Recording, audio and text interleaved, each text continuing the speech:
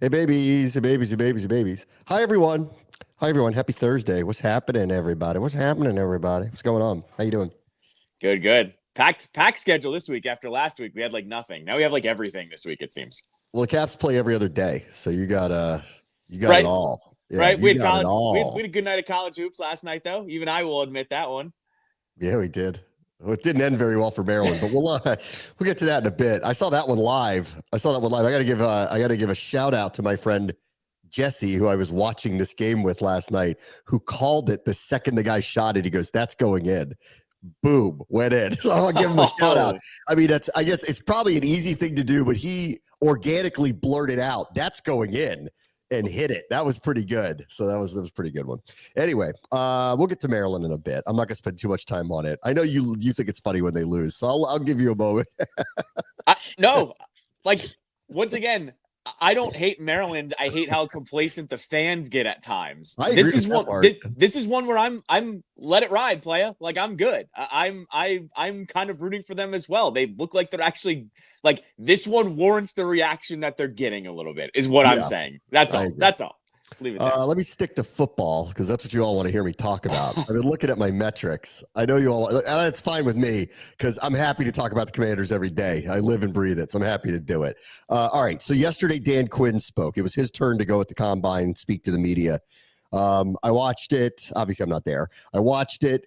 I don't think he was asked very much, actually. Like, I found this press conference odd, and I guess part of it is the local people only have a few of the questions, not all of them.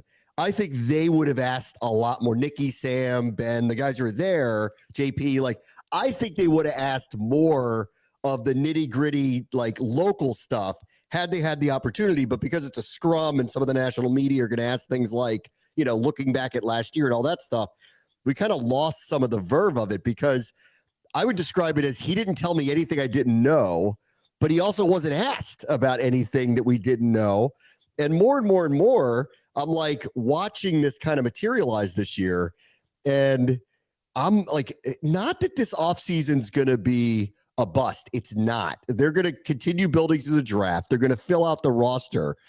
But if you thought, like, I don't think what's going to happen coming out of this is what happened to Houston a year ago. I don't think so. Where off of the crazy first season with their new quarterback, they went and got some home run hitting type players to add to their team. And everyone started asking a question in the spring, are they a Super Bowl contender? And I think with Jaden, it's like impossible not to feel that way.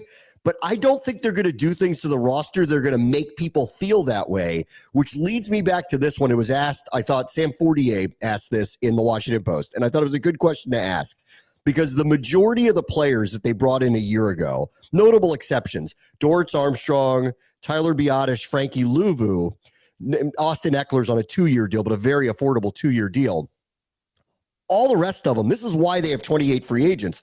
All of them were on 1-year deals. All of them. All these guys they brought in, all 1-year deals.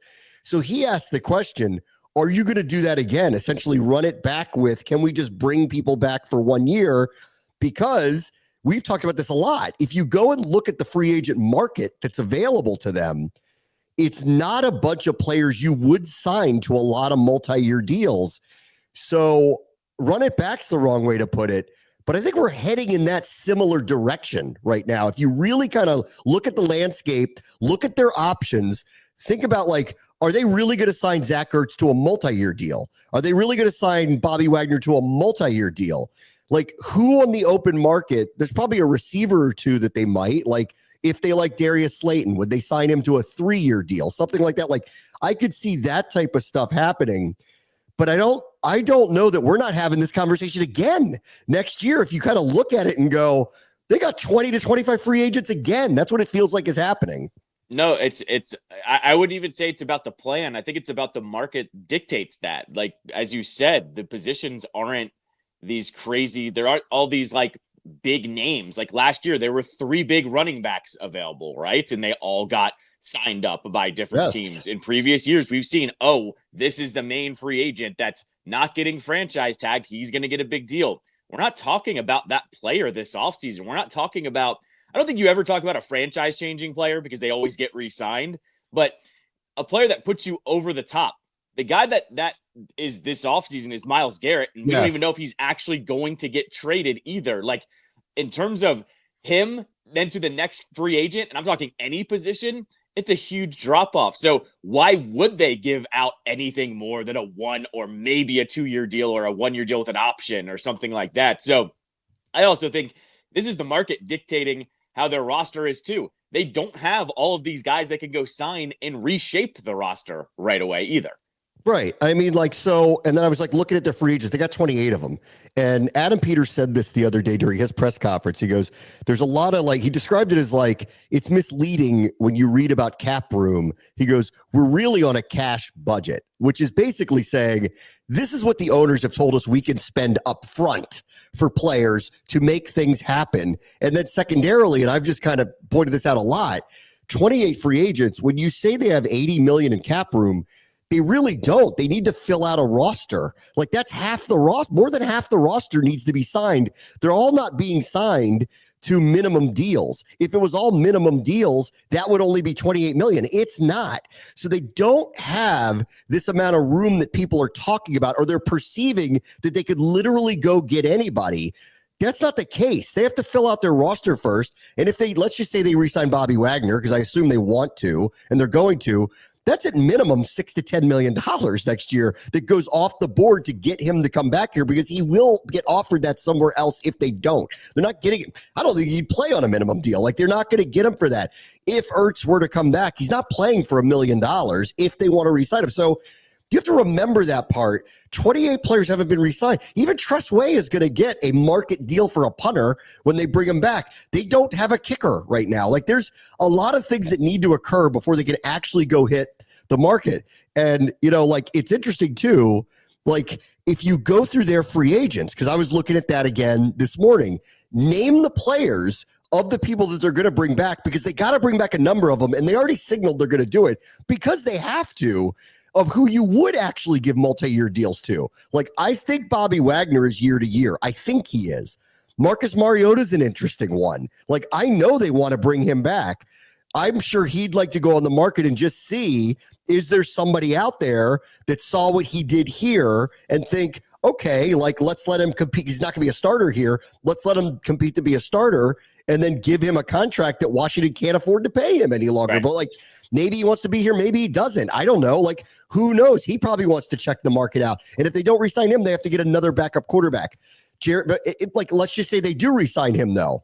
That's probably year to year, right? Like, he's over 30 now. Like, they're not re-signing him to some long-term deal. Jeremy Chin stands out as one of them that I think, of the players they signed a year ago that they took a chance on and got a 1-year deal, he's the one that stands out to me that I think they go to him for a multi-year deal, right? Like, he's the one.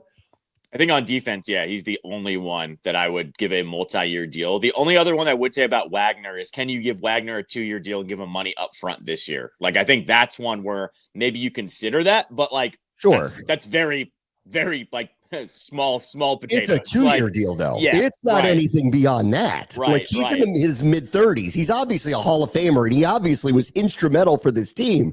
But there's a limit to how much you're going to give him because of how much you can expect him to give you on the field moving forward. Like, I love him in the locker room.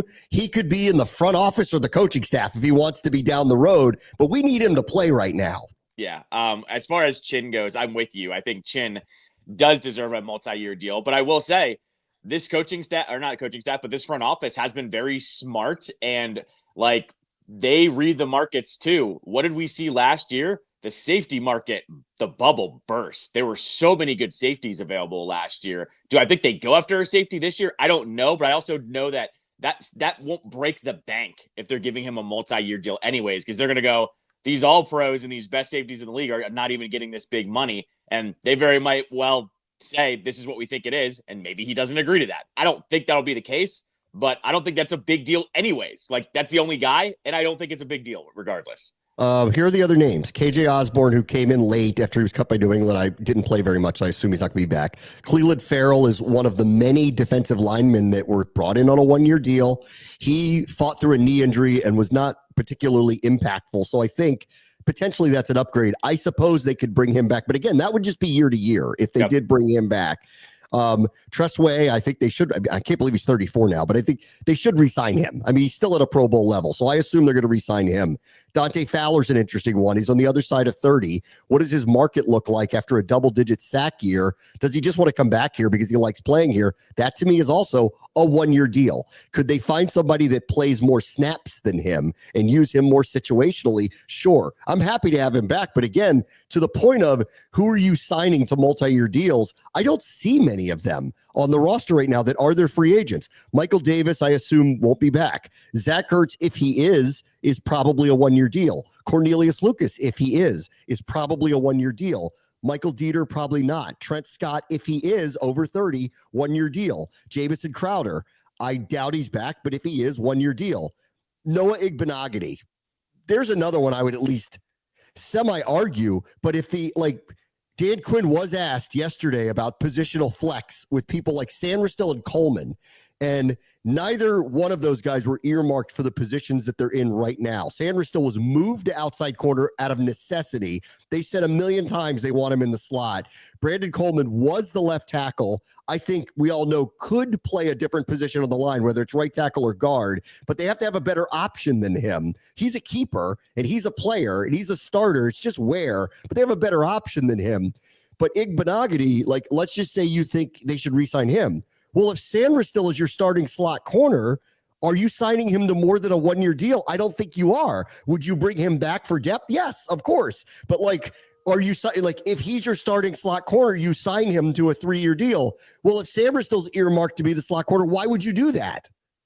Right. No, exactly right. And I think that was kind of the interesting thing both of them had to answer over the last 2 days of those two players, mainly Sandristel and Coleman, of, oh, where are they? And it was, we really like them. Like, they didn't really even answer the question of where they're supposed to be, that we really like them. We really like them. That's how I feel about them too. Sandristel's, I think, a stud in the making, wherever he's going to be. Coleman, I described it as he's a total keeper, and I actually think he's like Cosme. I think you can move him around and find his spot. And my gut says it's going to be right tackle or left guard. That's what I think is going to happen.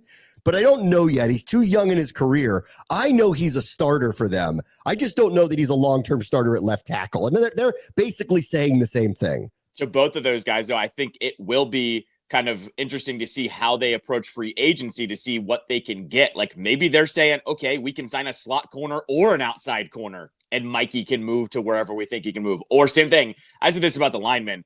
They're going to have to just sign the best players they think they are and figure out the combination on the fly. This brings back the old Ron Rivera position flex. If you remember that conversation 2 or 3 years ago, they really are actually going in that direction a little bit with some of these guys. That was one of the drinking game buzzwords. Catch radius. Remember catch radius? That became a thing for a while. And then our personal favorite, guys, which was by far my personal Ron favorite, when he got really frustrated and went guys. That was my favorite. I still use interesting and important once a week. That was a good one. Interesting and important it's actually a really good one. That is a good one. Here's the rest of them. I'll just go through them quickly. Benjamin St. Juice, I think there'd be a revolt of the fan base if they brought him back, honestly. I actually think he's a good guy. He's a pretty good player. He's just quite not good enough. That's all it is. It's not for a lack of effort, or he's just like, welcome to the NFL. Some guys are better than you. And that's just unfortunate, I think, is where we are with him. So they'll move on because he's a free agent. Olamide Zaccheaus, I've been arguing I would bring back. But again, on a 1-year deal, he doesn't make a lot of money. He's only 27. He really fits in culturally with the team. He could play a bunch of roles. Bring him back, I think. But again, not a long-term deal. De'Ami Brown's an interesting one. I don't know what's going to happen with him. I think that may partially come down. My gut says he's leaving because I actually think he's going to get probably a little more money on the open market than he will here. And the fact that it took him so long to emerge under this staff was kind of telling to me. That said, he was a big-time playmaker for them at the end of the season. And again, this is a position group that's going to look very, very different, if not next year, at least in 2 years. This is going to be a very, very, very different looking group when we get around to the end result of whatever they end up building with it. Noah Brown, to me, comes down to Is he healthy enough? Because he had internal injuries. If he is, to me, that's just, again, a 1-year deal. It's not a multi-year deal. Nick Bellor's 35, special teamer. If they bring him back, they bring him back. Sheldon Day is 30. They liked him. It's a 1-year deal, though. Jeff Driscoll might be their backup quarterback if Mariota leaves, but again, a 1-year deal. Jeremy McNichols, they loved him. It's a 1-year deal, though, unless they upgrade at running back, which I think some people think might happen. Like if they use a high draft pick, like a second-round pick on a running back, then McNichols will probably be the odd man out because it'll be B-Rob, Eckler, and whoever this rookie that comes in is. That's probably what that would be. Michael Walker was very good on special teams, but again, 1-year deal as a backup linebacker. They don't have a kicker. Seibert and Gonzalez are both free agents. We'll have to see where they go there. Jalen Holmes, again, 1-year deal if you bring him back. Derek Forrest didn't play very much. He's a free agent. I was a little surprised by that. I'm assuming he's going somewhere else. Chris Rodriguez, I assume, is going somewhere else. And the only other one that you could argue might be a multi-year deal is John Bates. That one's interesting. I think they need to make a decision about that. I think he's a very good inline blocker. I think that's an underrated part of this. I don't think it'll cost them a lot of money. He's the one I would go give 2-3 years to and bring him back. Yeah, and what's crazy is when you started going through this list again after I think it was like Zacchaeus. This is like the pits of the roster. Like we're talking about backups of backups here too. Like it's not even. But you have to fill this stuff out. Like, no, of course. You have to fill this stuff out. No, of course. That's what I'm getting at with people that think that they're going to make all these home run hits. Like they need to basically build the roster up again. To your point on John Bates too, I would hope you bring him back because he's also got steady hands. Like every time the ball went his way, the few times it did, he was pretty clutch. He'd go right down and he'd catch it, whatever. But like looking at the depth of this team, this is why I continually have said too, I'd love to trade for Myles Garrett, but at the same time, they need depth to fill out this team to just keep it moving going forward. They need guys that are going to be here for multiple years. I think it goes without saying, Ron's last draft class might have been one of the worst draft classes ever. I don't know about any team, but ever. None of those guys are around except for maybe one of them, if I'm remembering correctly from that draft class. But both offensive linemen were cut right away. I'm trying to even remember who Forbes was the first round pick, right? If I'm remembering correctly. First round pick. He was gone. Released. Yeah. Both linemen never got a snap. Like, I'm trying to remember who else was on that list, but yeah, Braden Daniels never played. Right. Yeah. It was terrible. So I'm just saying, like, the depth that would normally be here of just guys that are pros doesn't exist. They cut them all. They're all gone. So yeah, I think like that's why I've been saying they got to, hold on to these draft picks a little bit. Yeah, here's the other thing that is really telling if you go and actually look at their roster. So it's 2025, playa, okay?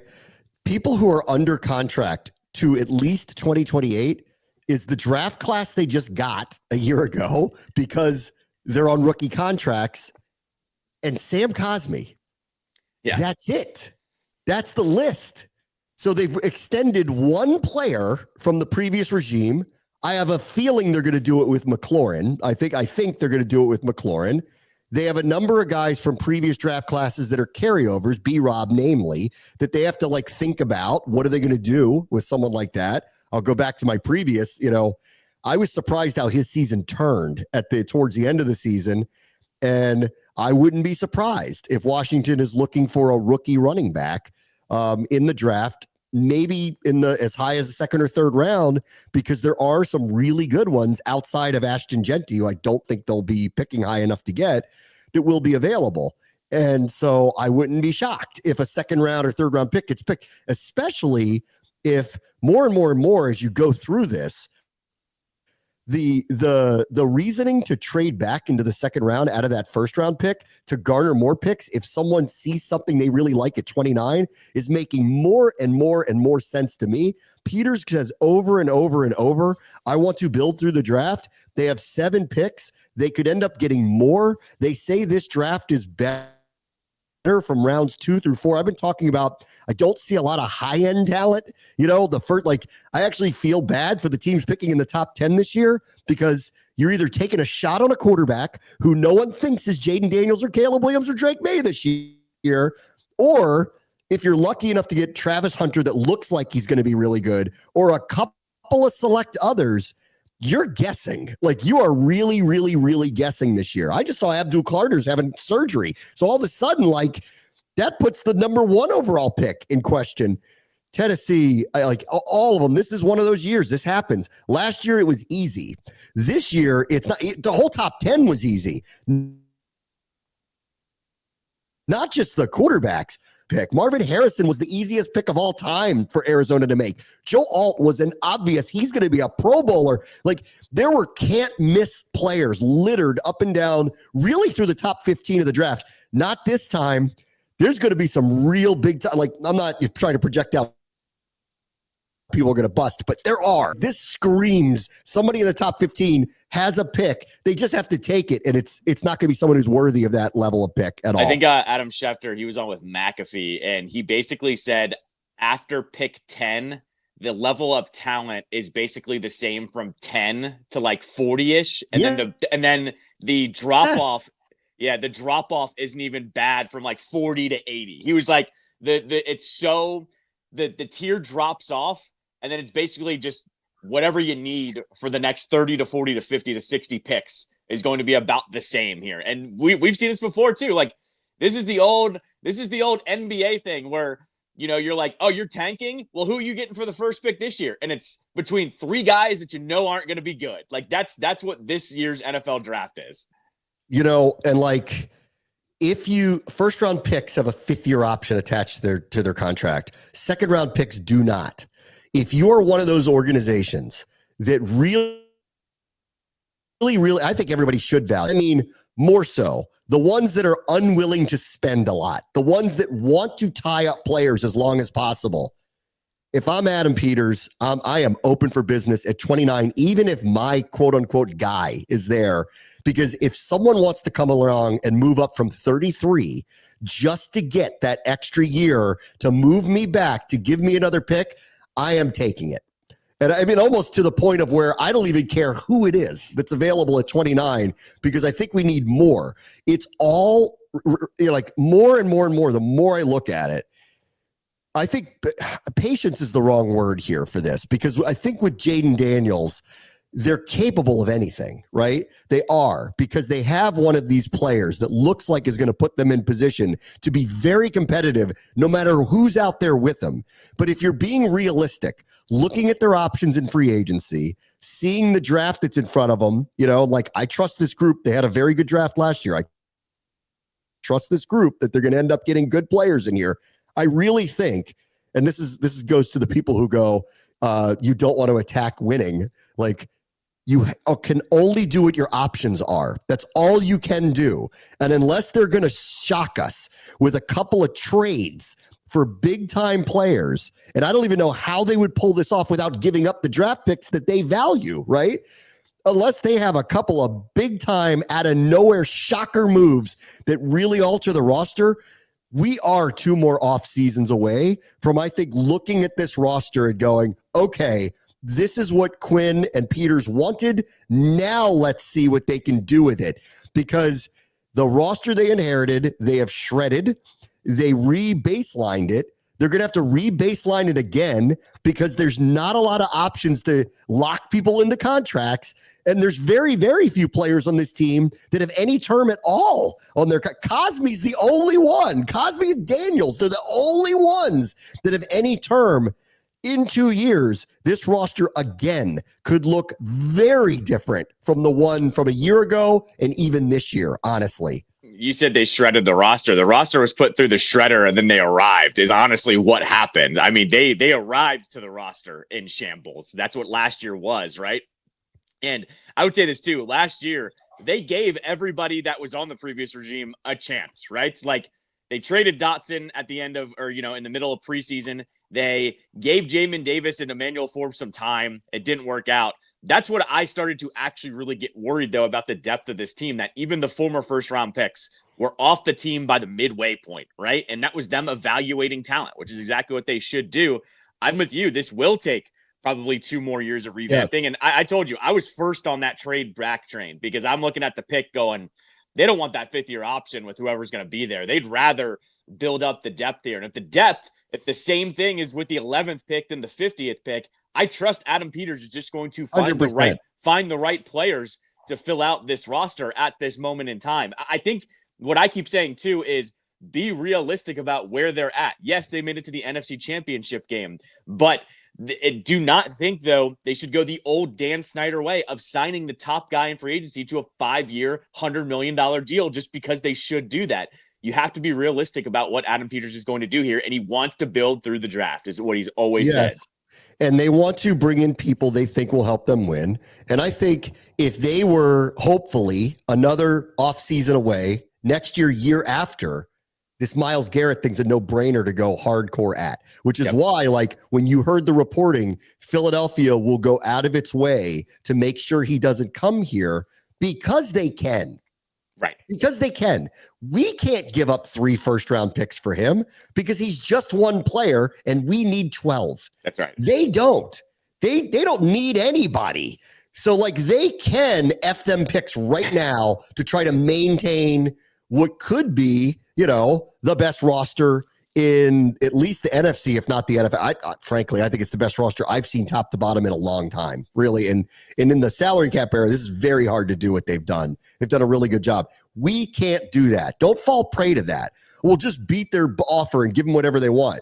Okay, so we're not going to have a first-round pick for 3 years when we need a linebacker, a corner, 3 defensive linemen, 3 wide receivers, a tight end. Like, what are you talking about? Like, we offensive linemen, like, we're not where they are. We can't do that. If we could get the right thing for him, awesome, but it's not going to happen, and we can't overpay. And Peters knows this. Peters knows this. Yeah, no, exactly right. And that's why, once again, I'm glad adults are running the show this time around, because I trust what they're going to do. Like, if they were to go ahead and make that trade for Myles Garrett, that would tell me that Adam Peters does have some kind of plan moving forward, or he thinks he could sign away the roster instead of drafting guys this year. I'm trusting whatever he does, but my guess is the cooler head's going to prevail here. They're going to build through the draft over the next 2 years. Or he's saying between the draft and Myles Garrett, we're going to have a top 10 defense. And if we have a top 10 defense, we're going to tell this kid who plays quarterback, you're going to have to be Superman again. But guess what? Your defense is going to be better. You might not have to score as much. That's right. Did you see? Did you happen to see, by the way, just off of Jaden, did you see the Warren Sharp thread yesterday about the tush push and our 4th down offense? Did you happen to see that whole entire thread yesterday? No. Oh my God, it's incredible. I'll run it. I'll give you the Cliff Notes version here. The stat. The Commanders were 87% on 4th down last year, best 4th down offense in the league. The number 1 play in the NFL that was 90% was a quarterback sneak on 4th and short. It was 90%. It was the number 1 play of the entire league to convert on 4th down. The Commanders did not run a quarterback sneak or a tush push the entire season on 4th down. They were the only team not to do that. Every single time they gave the ball either to run the ball with Jaden Daniels or he passed it. Basically, Warren Sharp's breakdown yesterday of Jaden Daniels was so damn good, they didn't even have to quarterback sneak him or risk it. And all these teams are bitching about the QB sneak. He basically said there's only 2 quarterbacks that converted as much as he did on 4th down, and it was Peyton Manning and Kurt Warner, who are 2 future Hall of Famers. So I'm just saying, too, like, people are still digging into stats that we've never seen before with this quarterback. They had the best 4th down offense, and they didn't quarterback sneak once last year.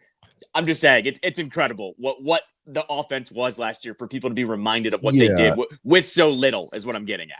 They trusted him so much. They typically called pass plays, and they said, if it's not there, just go run and get it, and he did. Exactly. And numerous times he made fools of Pro Bowl defensive linemen who got in the backfield. I mean, that was he was astounding. He just, the farther I get away from it, the more I'm like, that was just beyond incredible. It really was. The other amazing thing is, and I'm not too much into the analytics, I'm not going to like Al Galdi here, but EPA, right? Like the estimated point, whatever.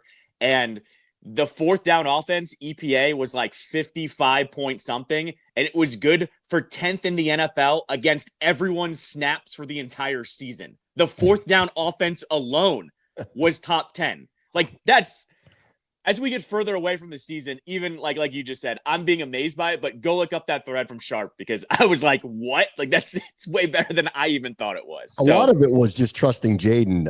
Maybe the best one was the last game against Dallas when Mariota did the zone read and ran on a fourth down and fooled them. And remember, there was the second time this year that there was a player on defense who thought the play was over before it was over and then realized it, had to chase him down. All right, let me take a quick break. Bram wants to show his ESPN 630 at Sports Capital. Hey, welcome back. There are rule changes coming. Troy Vincent, who's part of the NFL, talked about the ones that are coming. Looks like overtime in the postseason, which is different than in the regular season. If you score a touchdown in the regular season, only 10 minutes on the clock. If you score a touchdown in the regular season, it's over. The other team doesn't touch the ball. But in the postseason, because of that classic Bills-Chiefs game a few years ago that everybody felt like didn't end right because the Bills never touched the ball, because that was the old rule. If you score a touchdown, they've changed it so both teams get the ball no matter what. It sounds like that's coming here. That means they would extend overtime to at least 15 minutes. I would argue this because I just think ties are ridiculous in the NFL. I think they should get rid of the clock, or have it just count up so that you could have a statistical marker of this is when the score happened in overtime, to say it was 7 minutes, 38 seconds into overtime when they kicked the field goal that won the game. I think they could remove ties here. The object is to produce a winner by giving both teams the ball, especially with a 10-minute clock. We've seen a lot of these games get run all the way down, and then, so teams try to protect against losing, and it gives the opportunity for more of a tie. I don't like that play. I would rather teams be aggressive and constantly know that the clock isn't a part of this. So I'd take the clock out and just say, the winner will go by the rules. If both teams touch the ball, whatever. So this, I think, would remove this idea of there's a clock that you're playing with at the same time, if that's the way you want to go. No, I mean, I think the prime example of what you just talked about was, remember the Commanders Falcons game, right? Zach Ertz scored the touchdown to dagger them, but there was only 2 minutes and change left in that overtime period when they got the ball. So had you kicked the field goal, you're giving the ball to a rookie in Michael Penix, and he only has 2 minutes to go, get them in field goal position. You're at a clear advantage. I'm with you. Just get rid of the clock here on these overtimes. Nobody wants a tie in football. Nobody wants it. Hockey got rid of ties a long time ago. Nobody's upset about it. No, and the other side of that too is, you aren't saying it, but you're going the college route. You're giving both teams a chance on offense. It's not the same kind of chaos that college football has turned into, where it's an overtime period each time each one gets a possession. But you are kind of going that route now, where each team gets a chance. I'm with you. Just get rid of the clock on that one as well. Let's see. The chain gang is officially going to go away. They will be out there for visual purposes and as what they're calling a backup. But they started doing this last year, and they did it in the preseason, and they alerted us, hey, so for the purpose of your broadcast, you have, an eye in the sky type, whatever, like what tennis uses to do the lines.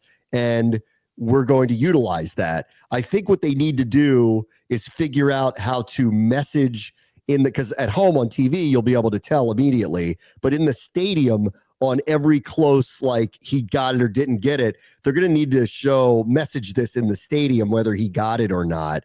I do think it's interesting that the technology is going to be used to mark first downs, but the humans are still going to spot the ball. So they have the tracking technology. Why don't they track where the ball actually is when the whistle was blown? It doesn't seem like it would be that hard, but I'm not someone who thinks we should remove all human error out of games.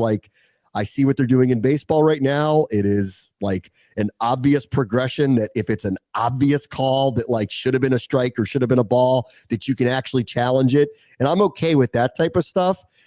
Because the egregious ones should get taken out of the game. But I do like human error. I want umpires to make safer out calls. I want them to make straight calls. And I want referees to spot the ball. And so there's a part of me that goes, we're in the middle road here. You're going to have the line judge still spot a ball, but you're going to have technology tell you whether that spot was good enough. It's interesting. It's weird.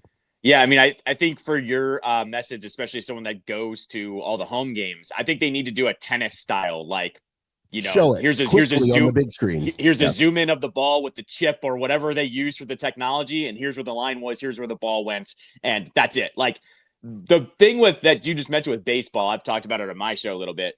I wanted to see what baseball looked like. It's been great so far. It takes 10 seconds, not even 10 seconds for them to go. They tap their head, challenge. The ump says there's a challenge real quick. The replay shows it. Everybody sees it in real time. They go right back to the at bat or the strikeout, whatever it is. Make it fast. Like that's where my gripe always in lies with the NFL and why everyone thinks that there's, collusion for the Chiefs and all this other crap, that the calls take so long that it's like, oh, well, we're talking about it. Don't talk about it. Just show us and then make the call. That's where I'm at it with it. Yeah. Onside kick is coming up again. I did not feel like there was anything that he said, Troy Vincent, that suggested they're going to go to what I think a lot of people want to see them do, which is run a tough to convert offensive play at a certain yard line. Like pick the number, 4th and 10, 4th and 12, 4th and 15. If you really want to, I think that gets a little really hard to convert it, but like it should be hard. But I would prefer, not only just for health and safety, but like, wouldn't you prefer if the Chiefs are going to get the ball back, Mahomes has to make the play? I'd rather see that anyway. With the game on the line, I'd rather have the stars of the offense and the defense out there for this one big play. It doesn't sound like there's a lot of interest in doing that, but they're talking about tweaking it again. Right now, the rule is you can't do an onside kick until the fourth quarter, and there's no such thing as a surprise onside kick. You have to announce it before you do it. As for the dynamic kickoff, he seemed happy with that. I think the owner seemed happy with that. So there might be a couple of tweaks to where the ball goes off of touchbacks or landing zone stuff or all that. But it sounds like that's here to stay. So if you didn't like how that looked or that setup, you're not going to be happy. I don't think that's going anywhere. But that's where we are with kickoffs. I would argue that on the onside kick thing, I do prefer the put the ball at the 35, 40-yard line on your side of the field. You got one offensive play. If you convert a 4th and whatever, you get the ball. Like you get to go from there. If you don't, the other team gets the ball, period. And I think it's better than an onside kick. Those outcomes are terrible. It's an anomaly. It's not really part of the game. It's kind of a quirk. I would rather put the ball in Jaden's hands up against Dallas's defense. Let's see what happens on this one play to see if the game continues. Yeah, I mean, I do think you need to make it even harder than 4th and 10. Like, it needs to be a 4th and 12, 4th and 13, something like that. Because I just think that the offense is so heavily skewed. It's to their favor in today's NFL. Like, can't just be 10 yards. I think if it was 10 yards, you'd have teams trying to run up the score. Like, I think this team here would be like, yeah, we only have to get 10 yards. We're going to go ahead and, like, do that in the first half. So I'll say you need to make it a little bit tougher, I think. Maybe the conversion rate of 3rd and 10 and longer is very low. Like just the analytics, like it like if you are converting more than 25% of those, you're doing really, really well. So 3 and 4 don't make it. So it's a low percentage. And if you go even beyond it, it is. So I think it'd be a risky team doing something like that. Like that's where we'd start going. Are you that's Dan Campbell crazy? Yeah. Are you crazy that you're doing that? What I would say though is you're getting a possession in exchange. So like, I don't know if that juice is, like worth a squeeze enough. and you're going to get teams like the Chiefs that are going to design plays to get that 10 yards. 100%. Like, but you know what? Like right now you can't do an onside kick to the fourth quarter. If they turned it into an offensive play, I would say open it up to the full game. So let's say you're off to a bad start and you're down 14-0. Like the other team got the ball first, they scored, you threw a pick six, it's 14-0. You go down the field and kick a field goal, it's 14-3.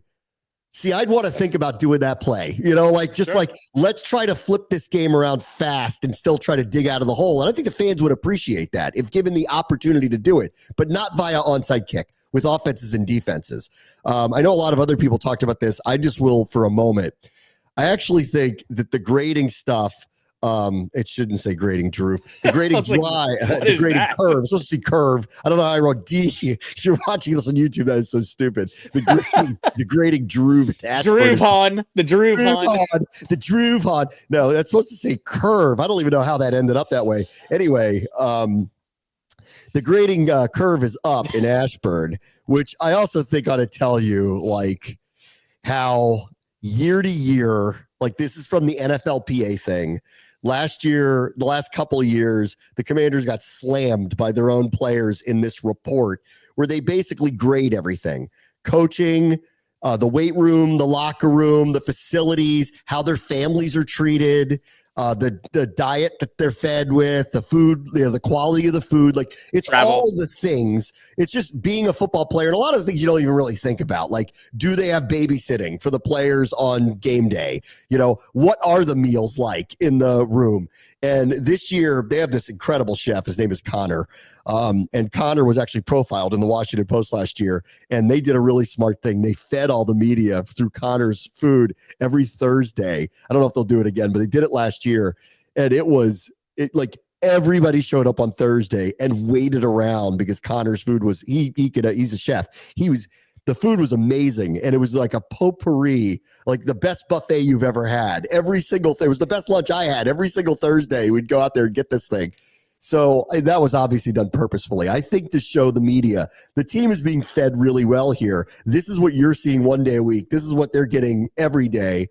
And I'll give the Commanders credit because the grades changed dramatically. But the one that really, really, really stood out, because I know how much money they've put into all this stuff to upgrade all the facilities and all this stuff, was Dan Quinn got an A+ from the players for being the head coach. So anybody who's left, and I don't know who that would be, a holdout of a year ago going, they picked the wrong guy. They did not. They did not. The players, they were not shy to say, we still don't like the weight room and we still don't like the locker room. And I think a lot of that has to do with size and facilities. But when it comes to Quinn, because they went from a C with the head coach to an A+, they told you everything you need to know about how they feel about this guy.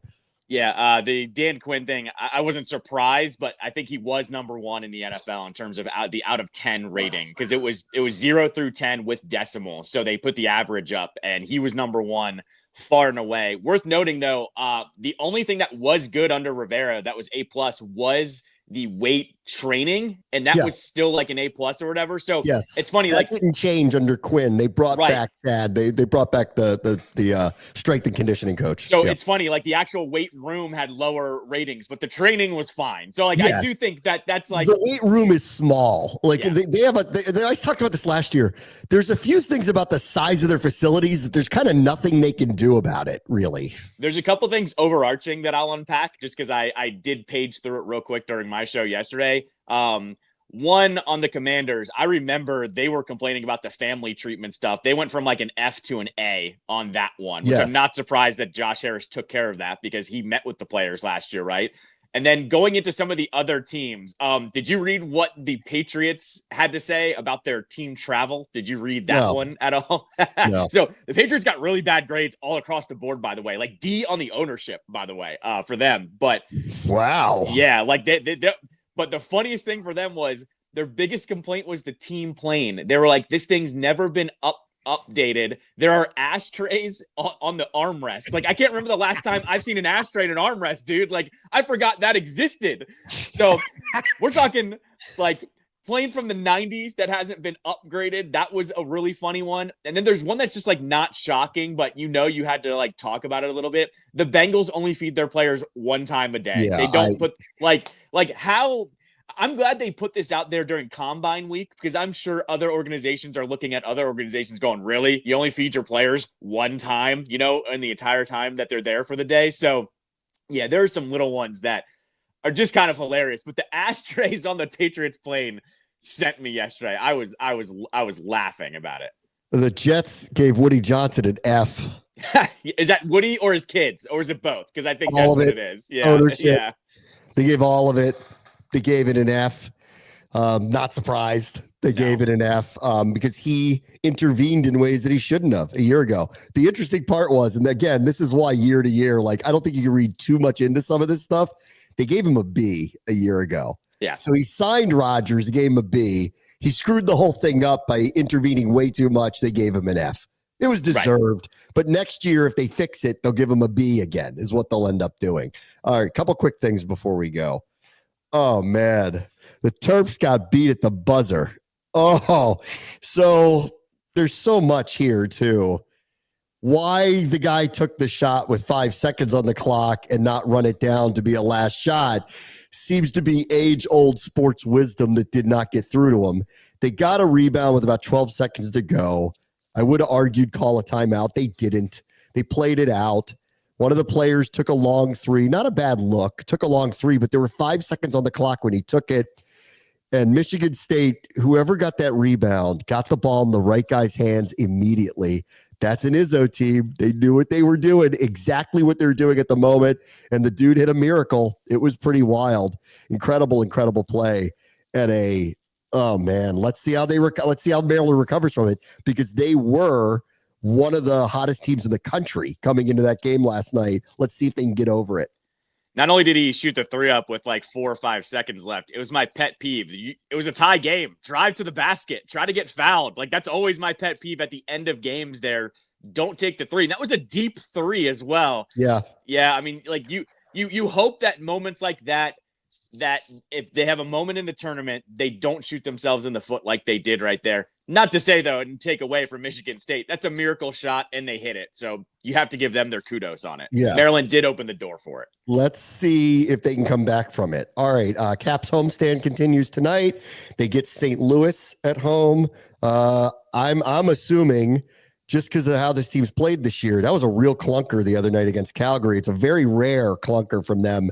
I bet they come out and they play with a lot of different, I think there's going to be a lot of energy early in this game. And I would assume that they're going to win against a team that right now wouldn't be in the playoffs. Yeah, this is a bounce back game. It's got written all over it. I just want to remind people, Jordan Binnington, who played for Team Canada, is the Blues goaltender. Binnington is the definition of mid. Don't expect that he's going to be amazing tonight by any means. He hasn't been that great for the last couple of years. He's been fine. They're just holding on to him because he won the cup with them. I expect the Caps to come out with a lot more jump tonight. I expect a pretty good win tonight. Pretty good effort. Way better effort than they had on Tuesday. And they were due for one of those on Tuesday, to be quite frank. They're going to bounce back tonight for sure. Yeah, I think so too. All right, everybody. Talk to you tomorrow. Bram Show, ESPN 630, the Sports Capital.